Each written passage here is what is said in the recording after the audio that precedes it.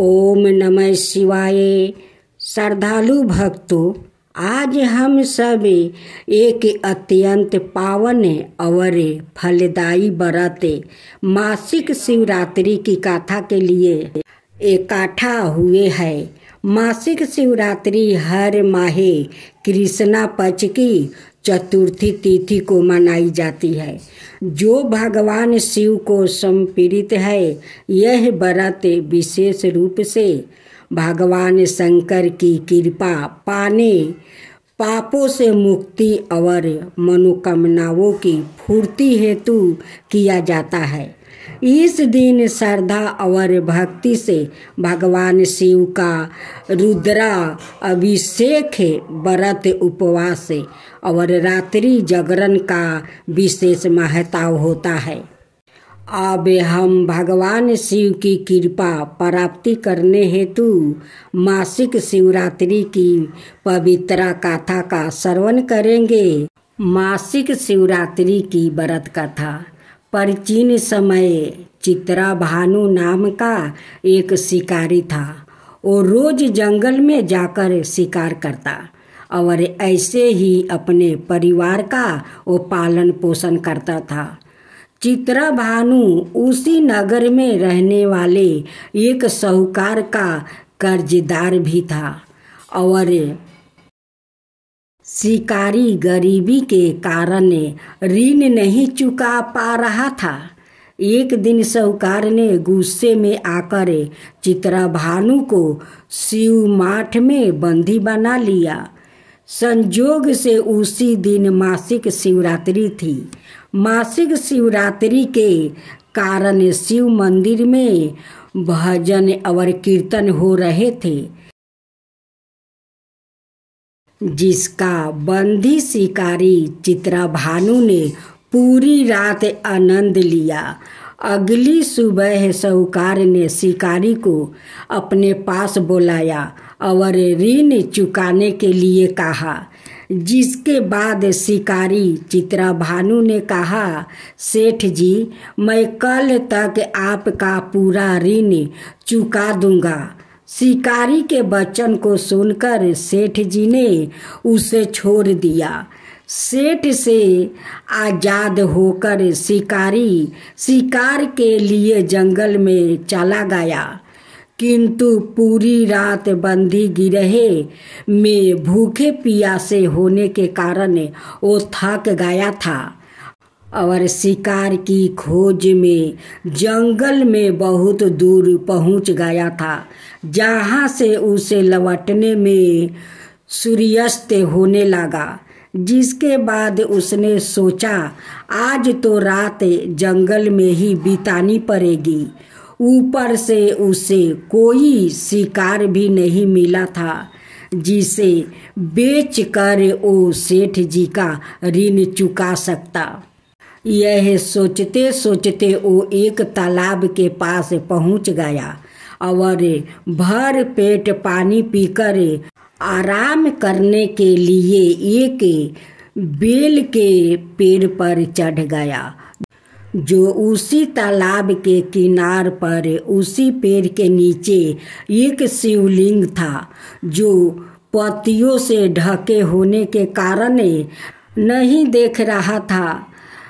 कर्ज चुकाने और परिवार के लिए खाना लाने की चिंता में व्याकुल शिकारी चित्रभानु ने पेड़ पर बैठे बैठे बेलपत्र को तोड़ तोड़ कर वो नीचे गिराए जा रहा था।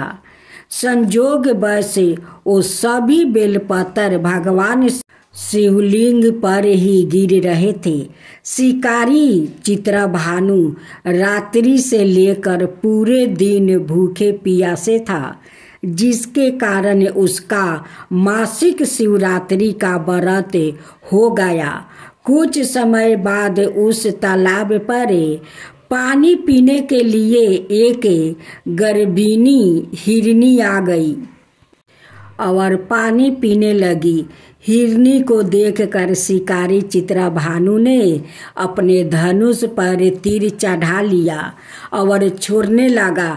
गर्भवती हिरनी बोली, रुक जाओ, मुझे मत मारो, मैं गर्भवती हूँ और तुम एक साथ दो जीवों की हत्या नहीं कर सकते, परंतु मैं जल्दी ही प्रस्ताव करूँगी, जिसके बाद मैं तुम्हारे पास आ जाऊँगी, तब तुम मेरा शिकार कर लेना। उसी हिरनी की बात सुनकर चित्रभानु ने अपने धनुष को नीचे कर लिया और हिरनी झरियों में लुप्त हो गई। इस दौरान जब शिकारी ने अपने धनुष की परचंचा चढ़ाई और ढीली करी तो कुछ बेलपत्र टूटकर शिवलिंग के ऊपर गिर गया, जिसके कारण शिकारी के हाथों से प्रथम पहर की पूजा भी हो गई। कुछ समय बाद दूसरी हिरनी झरियों से निकली, जिसे देखकर शिकारी के खुशी का ठिकाना ही नहीं रहा। चित्रभानु ने उस हिरनी का शिकार करने के लिए फिर से धनुष उठाया और तीर छोड़ने लगा। तभी हिरनी बोली, हे शिकारी, आप मुझे मत मारो, मैं अभी ऋतु से निकली हूँ और अपने पति से बिछड़ गई हूँ। उसी को ढूंढती हुई मैं यहाँ तक आ पहुँची हूँ। मैं अपने पति से भेंट कर लूँ, उसके बाद तुम मेरा शिकार कर लेना। यह कहकर वो हिरनी वहाँ से चली गई। इस दौरान शिकारी चित्रभानु 2 बार अपना शिकार खो दिया था, जिससे वो और चिंता में पड़ गया। उसे सेठ जी का ऋण चुकाने की चिंता हो रही थी। जब शिकारी ने दूसरी बार हिरनी का शिकार करने के लिए धनुष पर परचंचा चढ़ाई तो फिर से कुछ बेलपत्र धनुष के टंकार के कारण टूट टूट कर शिवलिंग के ऊपर गिर गया। ऐसे में पूजा का दूसरा पहर भी संपन्न हो गया। ऐसे में अर्धे रात्रि बीत गई। कुछ समय बाद एक हिरनी अपने बच्चों के साथ तालाब पर पानी पीने के लिए आई। इस बार चित्रभानु ने बिना देर किए धनुष पर परचंचा चढ़ाई और तीर को छोड़ने लगा। तभी वो हिरनी बोली, हे शिकारी, आप मुझे अभी मत मारो, यदि मैं मर गई तो मेरे बच्चों अनाथ हो जाएंगे।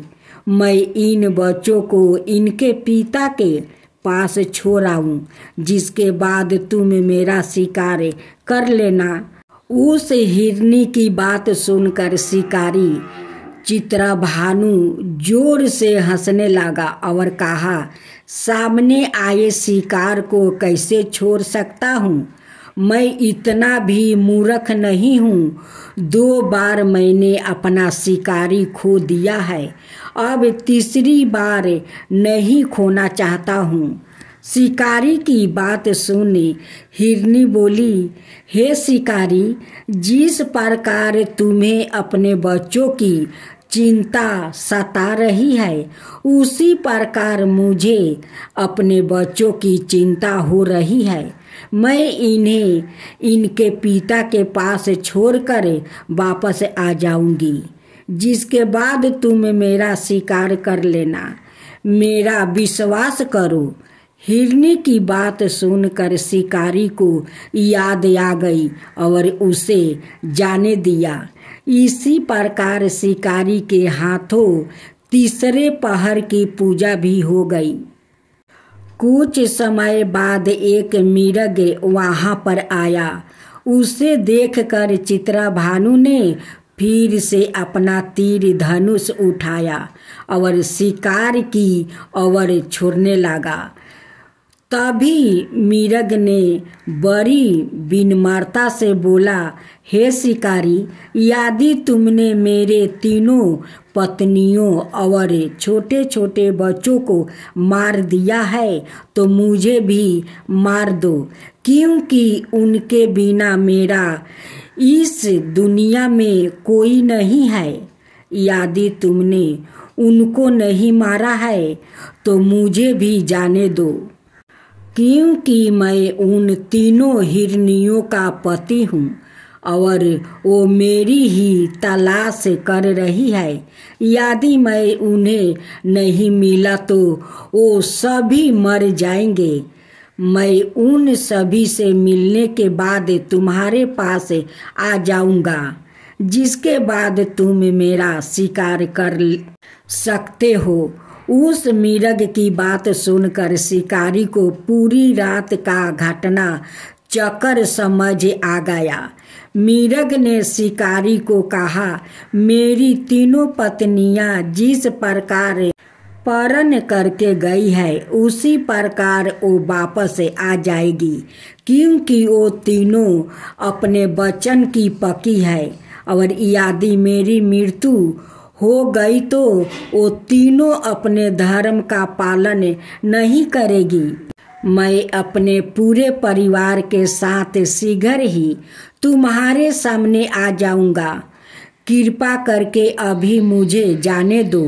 शिकारी चित्रभानु ने उस मिरग को भी जाने दिया और इस प्रकार बार बार धनुष उठाने और नीचे रखने में बेलपत्र गिरने के कारण अनजाने में उस शिकारी से भगवान शिव जी की पूजा संपन्न हो गई, जिसके बाद शिकारी का हृदय बदल गया और उसके मन में भक्ति की भावना उत्पन्न हो गई। कुछ समय बाद मिरग अपने पूरे परिवार अर्थात तीनों हिरनी और बच्चों के साथ उस शिकारी के पास आ गया और कहा कि हम अपनी प्रतिज्ञा अनुसार यहाँ आ गए हैं। हे शिकारी, आप हमारा शिकार कर सकते हो। जंगल के पशुओं की सच्ची भावना को देखकर शिकारी चित्रभानु का हृदय पूरी तरह पिघल गया और उसी दिन से उसने शिकार करना छोड़ दिया। अगले दिन वो नगर लौट आया। चित्रभानु किसी और से लेकर उधार लेकर सेठ जी का ऋण चुका दिया और सवाए मेहनत मजदूरी करने लगा। जब शिकारी चित्रभानु की मृत्यु हुई तो उसे यमदूत लेने आए, किंतु शिव दूतों ने उन्हें भगा दिया और उसे शिवलोक ले गया। इस प्रकार उसे शिकारी को मोक्ष की प्राप्ति हुई। जय शिवा ओमकारा, प्रभु हरे शिवा ओमकारा। ब्रह्मा विष्णु सदा शिव अर्धंगिनी धारा। ओम जय शिवा ओमकारा। एकानन चतुरानन पंचानन राजे। शिव पंचानन राजे। हंसासन गरुड़ासन विषवाहन साजे। ओम जय शिवा ओमकारा। दो भुज चार चतुर भुज दस भुज अति सोहे। तीनों रूप निरखता त्रिभुवन जन मोहे। ओम जय शिवा ओमकारा। अक्षर माला बने माला मंगी माला तारी। चंदन मृग मद सोहे बोले सुभिकारी। ओम जय शिवा ओमकारा। श्वेतांबर पीतांबर बागंबर अंगे सनकादिके बरे मादिकी भूतादिकी संगे। ओम जय शिव ओमकारा करिके मध्यम कमंडल चक्र त्रिशूल धरता जग करता जग भरता जग पालन करता। ओम जय शिव ओमकारा ब्रह्मा विष्णु सदा शिव जानते अविवेका प्राण बचर के मध्यम यह तीनों एका। ओम जय शिव ओमकारा तिरगुण शिव जी के आरती जो कोई नर गावे शिवा जो कोई नर गावे। कहत शिवानंद स्वामी मन भजत शिवानंद स्वामी मन वांछित फल पावे। ओम जय शिवा ओमकारा जय शिवा ओमकारा।